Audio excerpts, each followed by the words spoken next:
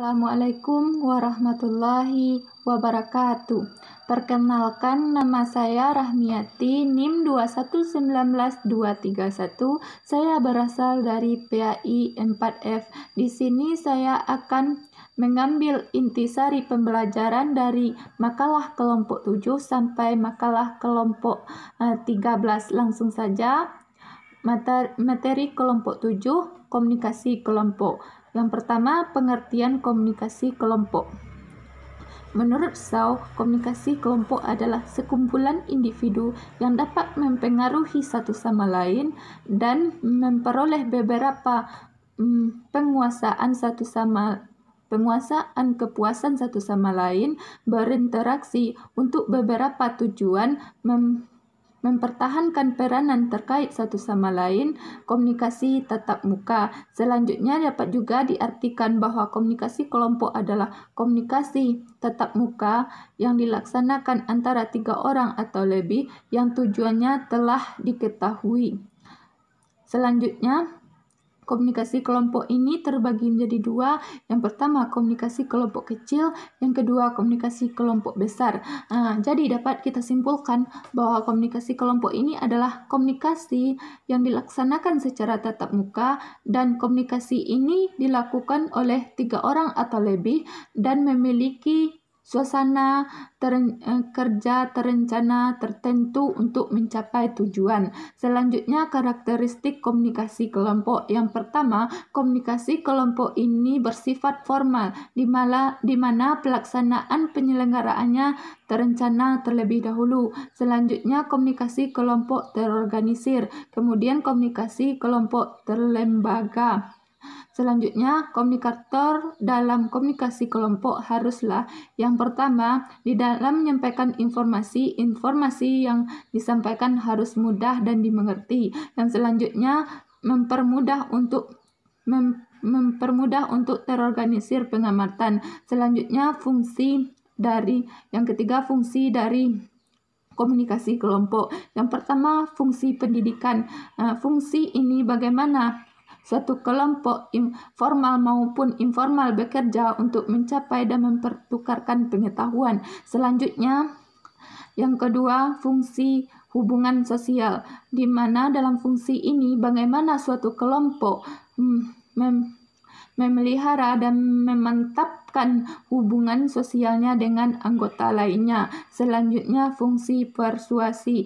Dalam fungsi ini, bagaimana salah satu anggota dari kelompok bisa mempersuasi anggota kelompok lainnya dalam melakukan sesuatu. Selanjutnya, fungsi pemecah masalah dan perbuatan keputusan. Yang selanjutnya, fungsi terapi.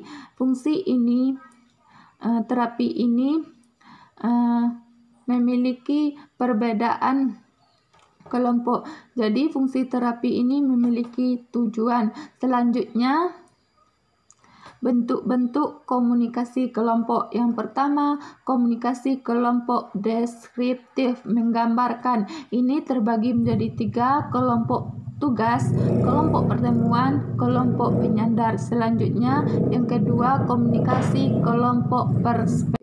Kelompok 8 yaitu bentuk-bentuk komunikasi media. Dalam komunikasi diperlukan sebuah media untuk proses penyampaiannya. Media menurut KBBI adalah alat atau sarana dalam komunikasi seperti televisi, majalah, spanduk, dan lain sebagainya. Kemudian, komunikasi adalah proses penyampaian informasi oleh seseorang kepada orang lain dengan tujuan memberikan pendapat baik secara langsung maupun tidak langsung. Kemudian dapat kita simpulkan bahwa komunikasi media adalah proses penyampaian informasi atau pesan yang menggunakan berbagai macam sarana. Kemudian bentuk-bentuk komunikasi media. Yang pertama, komunikasi massa. Komunikasi massa adalah komunikasi yang memperhatikan pernyataan secara terbuka melalui media penyebaran teknis secara tidak langsung pada satu arah pada publik yang lebih besar. Kemudian karakteristik komunikasi massa yaitu komunikasi ini bersifat melembaga dan komunikasi ini bertujuan kepada halayak yang banyak. Selanjutnya untuk kegiatannya bersifat umum. Selanjutnya media yang digunakan media cetak seperti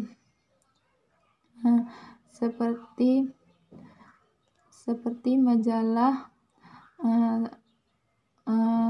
spanduk dan lain sebagainya. Kemudian media audio seperti radio.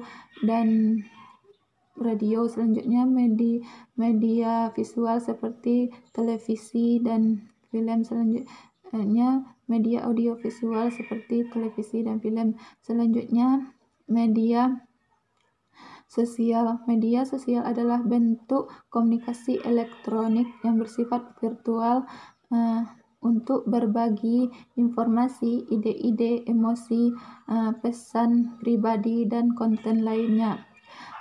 Karakteristiknya yaitu di mana komunikasi ini memiliki jaringan pengguna dan komunikasi ini terasipkan. Dan selanjutnya dalam komunikasi media ini interaksi pertemanan lebih mudah. Dan selanjutnya penyebaran media yang digunakan adalah seperti telepon dan internet. Selanjutnya komunikasi penyebaran jangkauan informasi. Yang pertama media komunikasi eksternal, di mana penyampaian informasi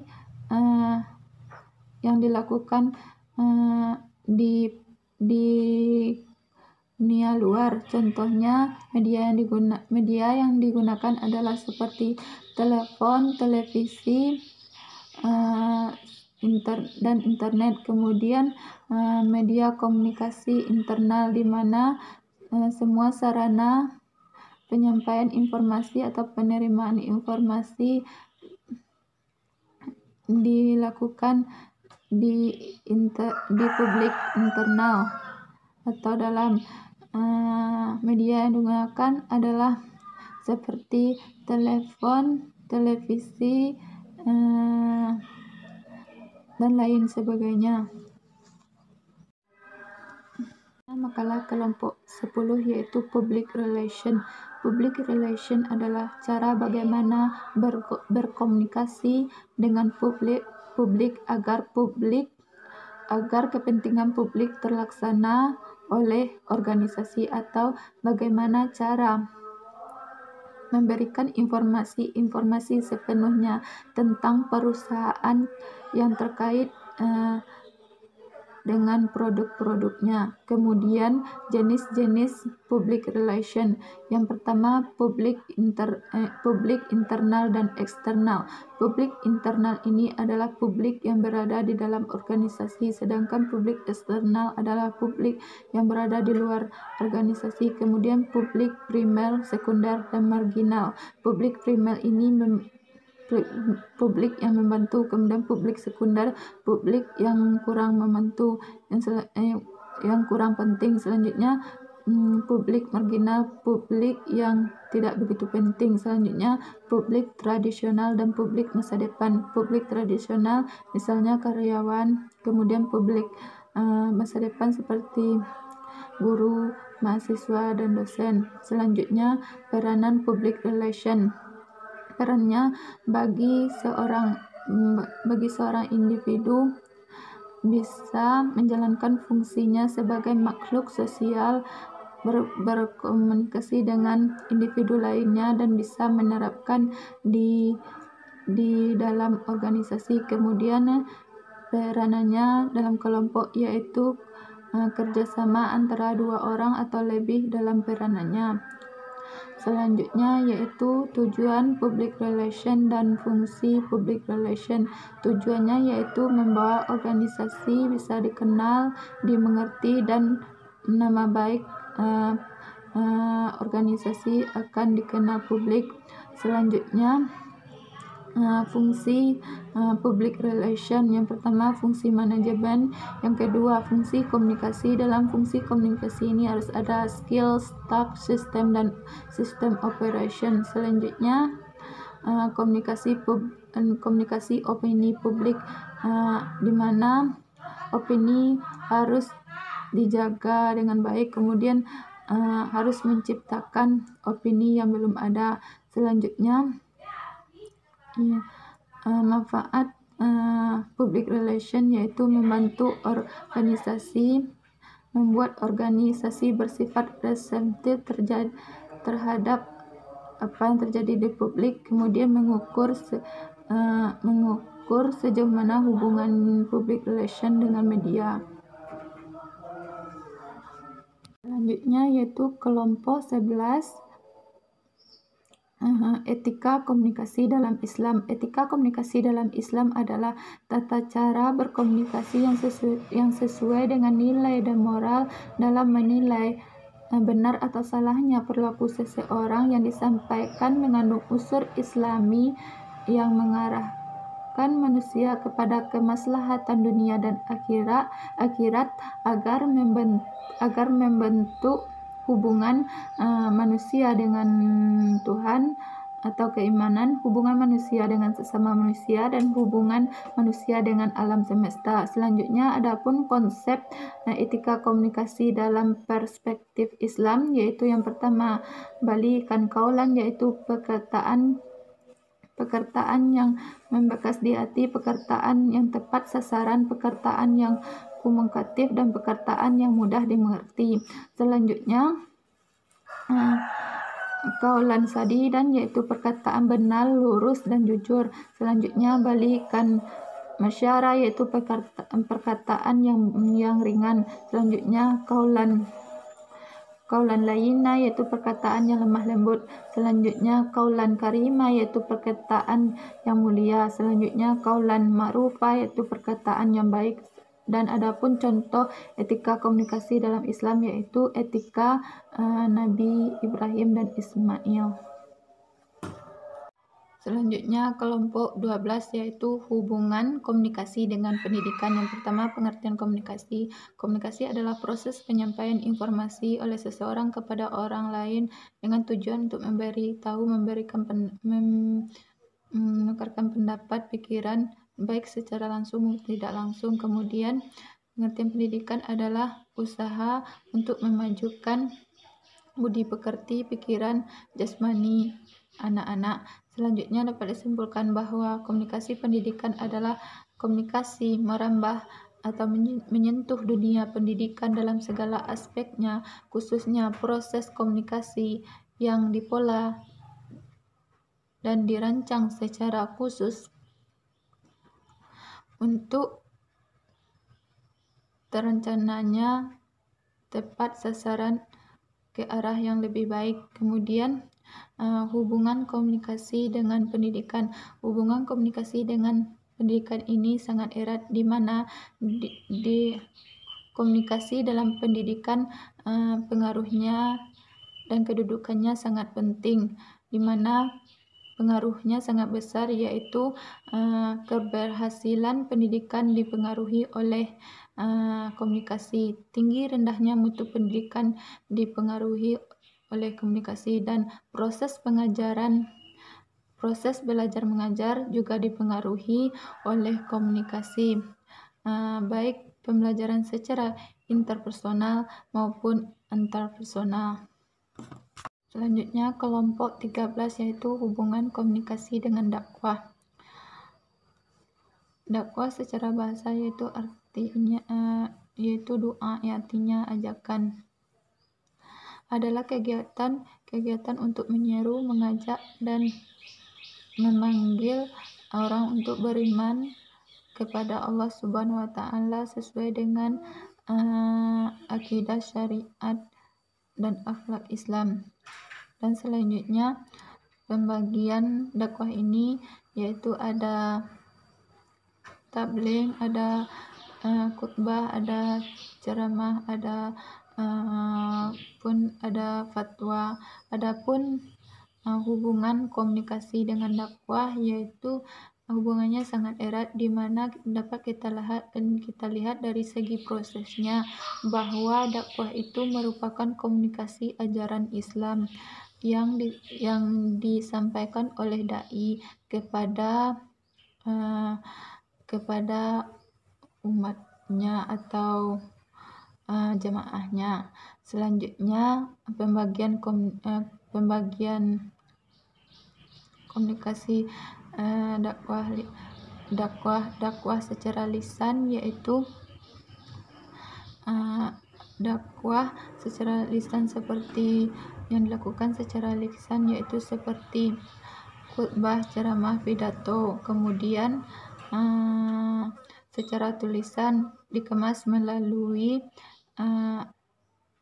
majalah. Kemudian dakwah melalui isyarat, yaitu melalui gambar atau poster. Selanjutnya yaitu hambatan dari dakwah, yaitu merupakan media yang kurang memadai, pengeras suara, dan selanjutnya yaitu kondisi yang kurang mendukung, isyarat dan budaya. Selanjutnya yaitu konsentrasi, kurang konsentrasi. Assalamualaikum warahmatullahi wabarakatuh. Baik, di sini saya Rahmiati dengan NIM 2119231. Saya berasal dari PAI 4F. Di sini saya akan menyentuhkan surah Al-Kahfi ayat 1 sampai 10 dan ayat 101 sampai 110 untuk memenuhi salah satu mata kuliah ilmu komunikasi. A'udzu billahi minasyaitonir rajim. Bismillahirrahmanirrahim. Alhamdulillahilladzi anzala ala 'abdihil kitaba wa lam yaj'al lahu 'iwaja. Qayyiman liyunzira ba'san shadidan min ladunhu wa yubassira mu'minina alladzina ya'maluna as-salihati anna lahum ajran hasana makithina fihi abada wa yunzira alladzina qalu ittakhadallahu walada ma lahum bihi min ilmin wala li abaihim kaburat kalimatan takhruju min afwaihim yaquluna illa kadhiba fala'allaka bahi'un nafsaka ala atharihim illam yu'minu bihadzal hadithi asafa. Inna ja'alna ma'al ardi zinatan laha linabluwahum ayyuhum ahsanu amala. Wa innal ladzina amilu 'alaiha sa'idan juruza am hasibta anna ashabal kahfi war raqimi kanu min ayatina ajaba. Wa idh awal fitnatu ilal kahfi faqalu rabbana atina min ladunka rahmatan wa hayyi lana min amrina rasada. Kemudian ayat 101 sampai 110. Bismillahirrahmanirrahim. Alladzina qanat a'yunahum fi hita'in an zikri wa ma kanu la yastati'una sam'a. Afahasiballadzina kafaru ayyattakhidhu ibadi min duni awliya. Inna a'tadna lil kafirina nuzula. Qul hal nunabbi'ukum bil ahsarina a'mala. Alladzina dalla sa'yuhum fil hayatid dunya wa hum yahsabu annahum yuhsinuna sun'a. Ulaika alladzina kafaru bi ayati rabbihim wa liqa'ihi fahabitat أعمالكم فلا نقيم لهم يوم القيامة وزنا أولئك جزاؤهم جهنم بما كفروا واتخذوا لهم يوم القيامة وزنا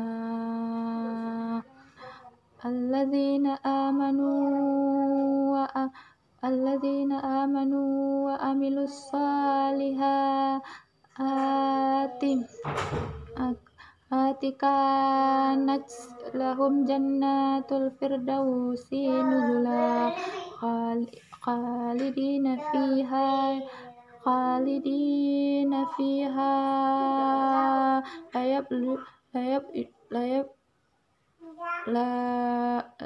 خالدين فيها لا يبغون عنها ولا قل لو كان البحر مدادا لكلمات ربي لنفد البحر قبل أن نفد كلمات ربي ولو جئنا بمثله مددا قل إنما أنا بشر مثلكم يوحى إلي أنما إلهكم إله واحد فمن كان يرجو